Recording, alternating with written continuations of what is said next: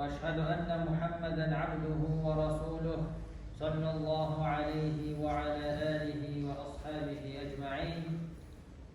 Barcha maqtovlar, tanlovlar Alloh taologagina tegishli. Biz onagina maqtaymiz, onagina yordam so'raymiz, onagina yorliqni yolvoramiz. Nafslarimizning buzuqligidan, amallarimizning nosharidan Alloh subhanahu va taologagina sığınamiz. Kimni Alloh taolo to'g'ri yo'lga ko'ndirsa, uni hech bir kim adashtirmas. Kimni adashtirsa, uni hech bir kim to'g'ri yo'lga ko'ndira olmas. Shohidlik berem, Allohdan boshqa hech bir iloh ibodat qilina turgan, tobina turgan zot yo'q. Yolg'iz uning tengdoshi yo'q. Ham shohidlik berem Muhammad sallallohu alayhi va sallam onun quli ham elchisi. Ona onun ahli bayt yaqinlarına, sahabalarına, tabiinlarga ham ularning yo'lini davom etuvchi barcha mu'min musulmonlarga Alloh taolaning rahmati ham mag'firati bo'lsa edi. Bugun so'zimiz ilm to'g'risida bo'lacak. Islom dinida ilm bek zo'r o'rin olib turadi. Qur'onda 70 dan ortiq topqir ilm degan so'z qabotlanadi. Ham Qur'onning eng birinchi ingan oyatida endi bizga buyruq bilan ingan Allah Teala aytgan: "A'udzu billahi minash shaytonir rojim. Bismillahirrahmanirrahim. Iqra bismi robbikallazî xalaq." Bütün narsalarni borliqqa keltirgan Robbining ismi bilan o'qidi. Alaq surasining 1-oyati. Bu eng birinchi shiratda endi Qur'onni o'quv buyrug'i keladi. Ham endi boshqa diniy ilmlarni o'rganishga amr etadi. Şulay yo'q. Haligi amr ishini anglaymi? Haligi amrning buyruqning ostına dunyoviy foydali dunyoviy ilmlar da kiradi.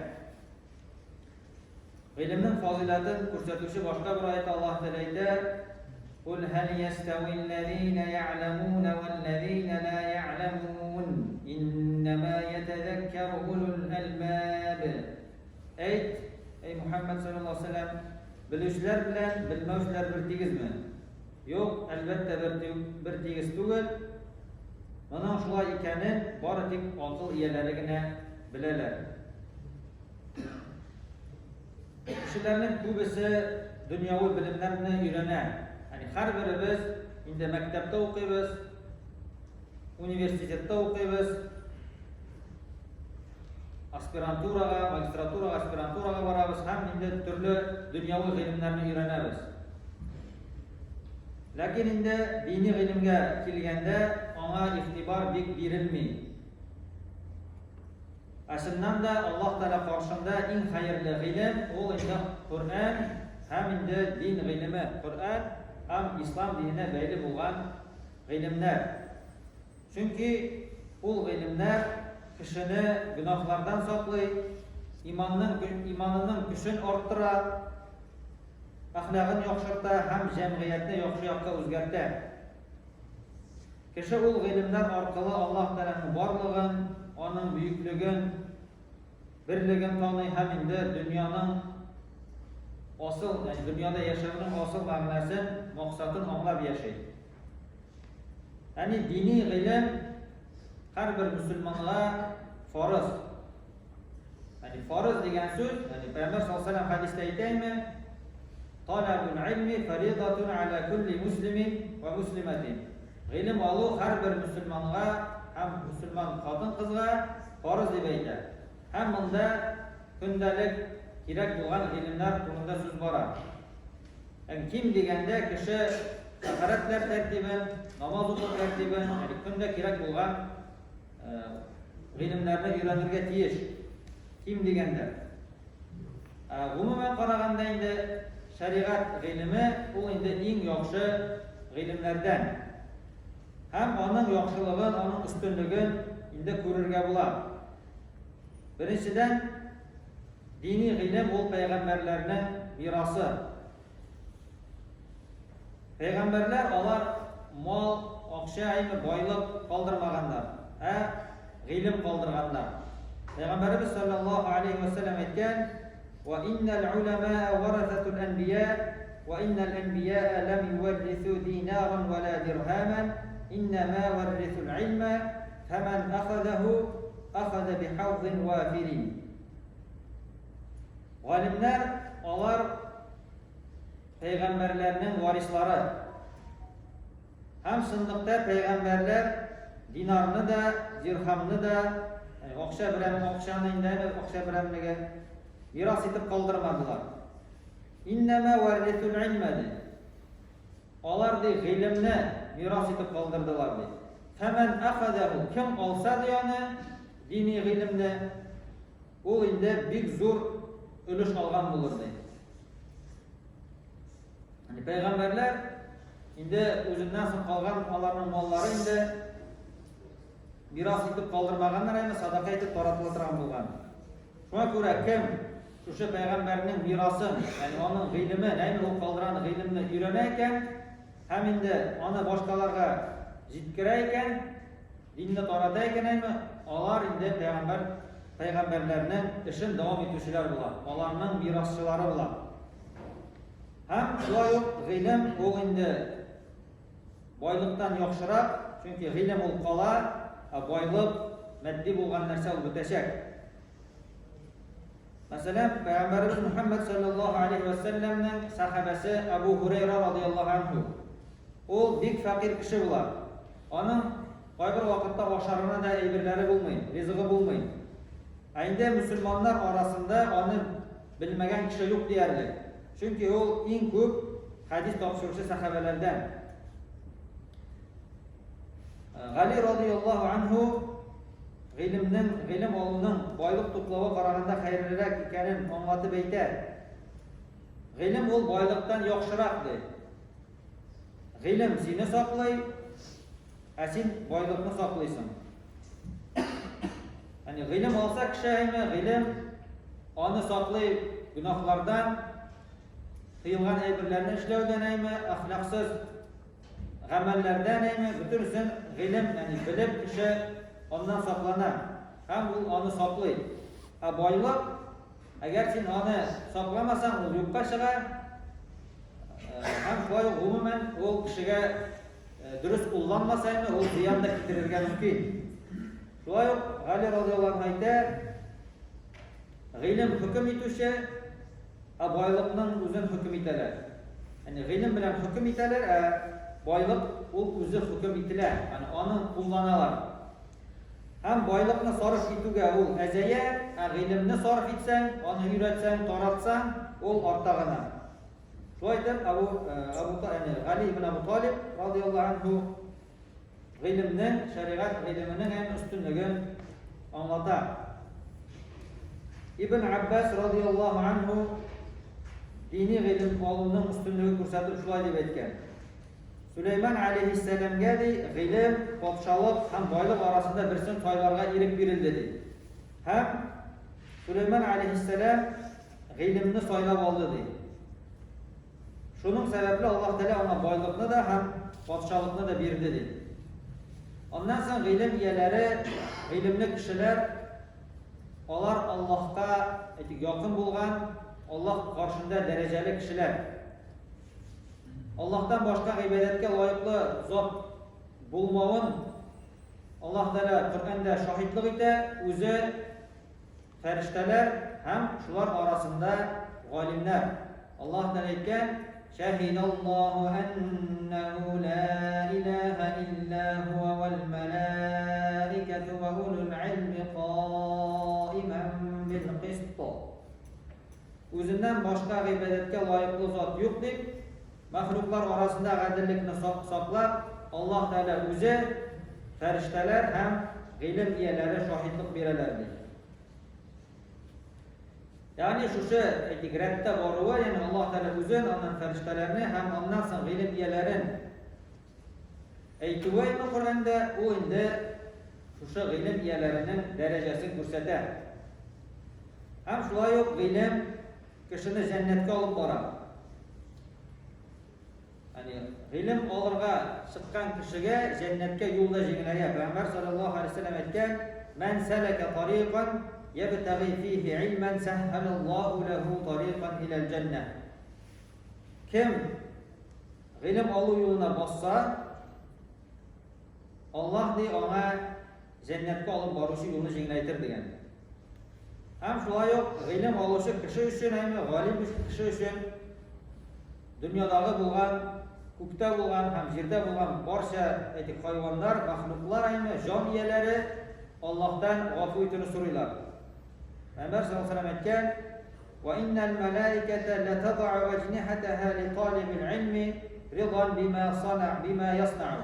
Wa innal 'alima la yastaghfiru lahu man fis samawati wa man fil ard hatta al-hitanu fil ma'i." Şunlıqda de farishtalar qanotlarin ilim izlovchiga, ilim olirga umtilishiga de qanotlarini jayalardi. Onun mana shu ilim oluvuna rizoliklarini bildirib, hamda shunliqda de g'olim uchun ko'kdagi ham yerdagi, hatto suv ostidagi baliqlar da istig'for qilalar deb Payg'ambar sollallohu alayhi vasallam aytgan. Ondan so'ng ilim o indi kishining ko'nglida Alloh taolaning buyukligidan qo'rquv hissini orttiradi. Chunki ilim bo'lmasa, kishi Allohdan qo'rqa olmaydi. Chunki Allohdan qo'rqam deb aytugina, ol Allohdan qo'rquv bo'lib sanalmaydi. Endi qo'rquv bo'la, endi ol ilimga negizlangan, Alloh taolo qo'shganlarini bilgan, halalni, haromni bilib, shundan saqlangan, haromdan saqlangan, halalligini ishlagan kishigina Allohdan qo'rqushi bo'ladi. Alloh taolo Qur'onda aytadi: "Innama yakhshalloha min ibadihi al-ulama." Allohdan boritik onun qullari orasida g'olimlargina qo'rqadi degan. Ya'ni bunda Alloh taolo xoshiya degan fe'l qo'llana. Yani Allah'tan qo'rqadimi? Onun qullari orasida g'olimlar, ya'ni g'ilim egalari ham nashusha aytib qo'rquv u endi g'ilimga negizlangan bo'lirga tegish. Masalan, arab tilida bor butun fe'llardami xofa masalan qo'rqdi degan so'z. Lekin u endi xofa degan qo'rquv u butuncha. Ya'ni u g'ilimga negizlangan ravishda tugul. Xoshiya fe'li Alloh taoladan qullana yaxsha, u endi ilmga negizlangan ravishda. Chunki Alloh taolo nashusha oyatda qullanaymi? Alloh taoladan qo'rqa, ya'ni shusha xoshiyani yaxsha ulama deb aytadi. Ya'ni ilmga, ya'ni ilmli kishilargina Alloh taoladan chin qo'rquv bilan qo'rqalardi. Hasan al-Basri rahimahulloh aytgan, shusha sizga anlatma berib, ya'ni g'olim u rahimni Allohdan bir kishi ko'rmagan vaqtda da qo'rqa, Alloh chaqirgan narsaga umtila, ham Allohni oshlantirgan narsadan o'zini yiroq tutadigan. Kishi Allohning buyukligini, uning ism sifatlarini nihatli ko'p bilsa, yaxshiroq bilsa, Allohdan qo'rquvi da ko'proq bo'ladi. Alloh taolo ilim oluvchilarning bu dunyoda da oxiratda da darajalarini ko'taradi. Alloh taolo Qur'onda aytgan: "Yarfa'illahu allazina amanu minkum wallazina utul ilma darajat." Alloh taolo sizning orada iymon keltirganlarni ham bilim berilgan kishilarni darajalarida ko'taradi. Ya'ni bu dunyoda da oxiratda da Alloh taolo ilimli kishilarni darajalarida ko'taradi. Ibn Abbas radhiyallohu anhu aytgan, iymonli g'olimning ilimsiz mu'minga qaragandagi o'rni, ya'ni orasındagi bo'lgan ayirmasi 700 martaba ortiqroq deydi. Ya'ni iymonli g'olim bilan ilimsiz mu'min orasındagi orada u 700 martaba bo'lgan daraja deydi. Ham har bir şu iki derece arasında 500 yıllık yol deb aytadi. Ya'ni g'olimning darajasi o ko'kka aytik Alloh taolo qarshısında daima ustunroq. Umar radhiyallohu anhu xalifa bo'lgan vaqtda Asafan degan yerda Makkaning amiri Nafi' ibn Abdul Harithni uchratar. Ham onlardan so'raydi: "Sindi Мәккәдә кемне әмир итеп калдырдың дип сорый. Ул әйтә, Ибн Әбзә дигән кешене калдырдым ди. Умар радиллаһу анһу сорагач, кем соң ул дип? Ул әйтә, ул безнең элекке кулыбыз дип әйтә. Кул булган ул кеше ди. Һәм Умар радиллаһу анһу аннан аптырап, син Мәккәгә андагы мусулманнарга кулны әмир итеп билгеләп калдырдыңмы дип сорагач, Нафи ибн Абдул Харис әйтә, ул ди Кур'ан, яни Аллаһ Тәгалә китабын, Кур'анны укый һәм мирас гыйлемен яхшы белә дигән. Һәм шуннан соң Умар радиллаһу анһу әйтә, шундыкта Пәйгамбәрбез саллаллаһу алейхи ва саллям әйтте ди, инналлаһа ярфa'у бихадал китаби aqwaman ва yad'u bihi al-akharin. Шундыкта Аллаһ Тәгалә бу китап белән ди кайбер кешеләрне, кайбер кавымнарны күтәрә һәм кайберләрен төшерә. Кем аның белән гамәл кыла, аны укый, аның белән аның буенча яши, Аллаһ Тәгалә аны бу дөньяда да, ахирәттә дә дәрәҗәсен күтәрәчәк. Кем инде аны калдырса, укымаса, ятламаса, аның белән гамәл кылмаса, ул кеше бу дөньяда да, ахирәттә дә инде түбән булачак. Һәм шулай ук инде dini гыйлемне өйрәнү, әгәр Аллаһ Тәгалә кешегә шундый мөмкинчелек бирде икән, гыйлем алу, мәдрәсәгә барып, мәчеткә барып гыйлем алырга мөмкинчелек бирде икән, ул инде Аллаһ Тәгаләнең кешегә карата яхшылык теләвен күрсәтә. Пәйгамбәрбез саллаллаһу алейхи ва саллям әйткән, "Ман юридиллаһу бихи хайран юфаққиху фид-дин." Кемгә ди Аллаһ Тәгалә яхшылык теләсә ди, аны dinni аңлаучы итер дигән. Яни кеше гыйлем алырга аңа мөмкинчелек бирелде икән, бу инде аңа инде Аллаһ Тәгаләнең яхшылык теләвен күрсәтә. Шуңа күрә мөмкинчелек булган вакытта инде гыйлемгә омтылырга кирәк. Шулай ук шәригать гыйлеме турында инде гыйлем алу фазилаты турында Абу Дарда радиллаһу анһу исемле сахаба әйтә, كن عالما أو متعلما أو مستمعا ولا تكن الرابعة فتهلك. Гыйлем ул әйткән, бул дигән галим яисә ди шәкерт әйме гыйлем алучы, яисә ди гыйлемне тыңлаучы бул дигән. ولا تكن الرابعة, дүртенчесе булма дигән. Нинди генә төр булсын әйме, дүртенче төр булмады, һәлак булырсың дигән. Галим булырга кирәк, яки гыйлем алучы әйме, яки гыйлемне тыңлаучылардан булырга кирәк. Дүртенчесе булмаска тиеш. Дип, Абу Дарда радиллаһу анһу аңлата. Бер вакыт Ибн Мубарак рахимахуллаһка әйттеләр, әгәр дә сиңа Аллаһ Тәгалә кичкә үләсең дип әйтсә, хәбәр җиткерсә ди, син нәрсә эшләрсең, нәрсә эшләр идең дип ondan soruyorlar. Ул әйтә, мин ди гыйлем алыр идем ди. Яни ул бүйек булган галимнәр әйме, гыйлемнең фазилатын аңлаганнар һәм гыйлем алуны бүтән нәрсәдән дә үстен күргәннәр. Чөнки гыйлем алу ул нәфил гыйбадәтләргә караганда да яхшырак. Яни мусульман кешесе ул гомер буе гыйлем алырга тиеш. Инде бүтәнебез беләбез әйме, яни гыйлем ишектән алып ләхеткә кадәр алынырга тиеш дигән сүзләрне күптән гел ишетәбез. Яни мусульманның тормышы бәләкәй чактан алып инде үлгәнчә кадәр шушы гыйлемнәрен арттырып торырга тиеш. Аллаһ Тәгалә хәтта бу хакта Куръанда махсус дуа да индерә. Яни гыйлем алганда ондан ярдәм сорауны кушып, Аллаһ Тәгалә әйтә: "Ва кур рабби зидни илма", һәм әйт: "Эй Раббым, минем гыйлемемне арттыр". Яни кеше гыйлем алганда иң беренче чиратта инде Аллаһ ризалыгы өчен, яни нияте дөрес булырга тиеш. Әгәр инде ул гыйлемне ниндидер дәрәҗә өчен, нәрсәгәдер ирешер өчен өйрәнсә, Аллаһ ризалыгы өчен түгел, бүтән әйбер өчен әйме, ул очракта ул гыйлеме аңа бер нинди дә файда китермәячәк, хәтта инде ул җәннәттән аны, Аллаһ Тәгаләдән аны ерагайтырга мөмкин.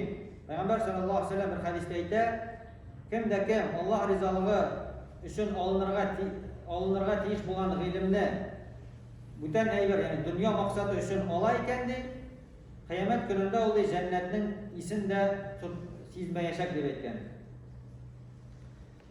Суфьян ас-Саури рахимахуллаһ әйткән, ягъни гыйлем алу тәртибе турында әйткән, гыйлем алганда, ягъни 4 әйберне үтәсәң ди, ягъни гыйлем алу сиңа җиңеләячәк, һәм син инде гыйлемле кеше булачаксың ди.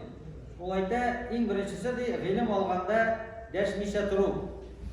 Гыйлем алган вакытта инде тыңларга, күбрәк укытучыны тыңларга һәм истә калырга тырышу. Икенчесе, игътибар белән шушы укытучы сөйләгән тыңлау һәм аның әйткән сүзләрен, әйме сиңа өйрәткән гыйлемнәрен истә калдыру. Өченчесе, ул гыйлем белән гамәл кылу. Һәм дүртенчесе, ул гыйлемне тарату һәм башкаларга өйрәтү. Әгәр дә кеше шушы 4 шартны үтәсә, ул инде камил гыйлем иясенә әйләнәчәк. Аллаһ Тәгалә инде барчаларыбызга да Аллаһ Тәгаләгә якынайтучы гыйлемнәр алырга насыйп итсә иде, кушканнарын үтәп, тыйганнарыннан тыелып, чын мөэмин мөселман булып яшәп, һәм чын мөэмин мөселман булып Аллаһ Тәгаләнең хузурына кайтырга насыйп һәм мияссар кылса иде. وأقول قولي هذا وأستغفر الله لي ولكم ولسائر جماعة المسلمين إنه هو الغفور الرحيم الجواد الكريم السميع الدعاء.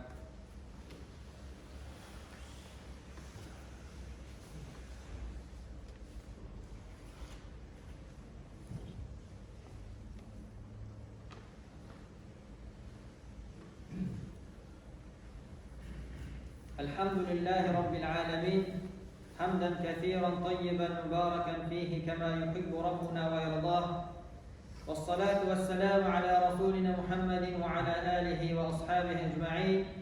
إن الله وملائكته يصلون على النبي يا أيها الذين آمنوا صلوا عليه وسلموا تسليما.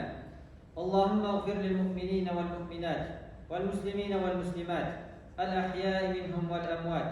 اللهم أعز الإسلام وانصر المسلمين وارفع راية الإسلام فوق كل الشعار، ووفق ولاة الأمور إلى ما تحب وترضى يا رب العالمين. وصلى الله على نبينا محمد وعلى آله وأصحابه أجمعين، وأقيموا الصلاة.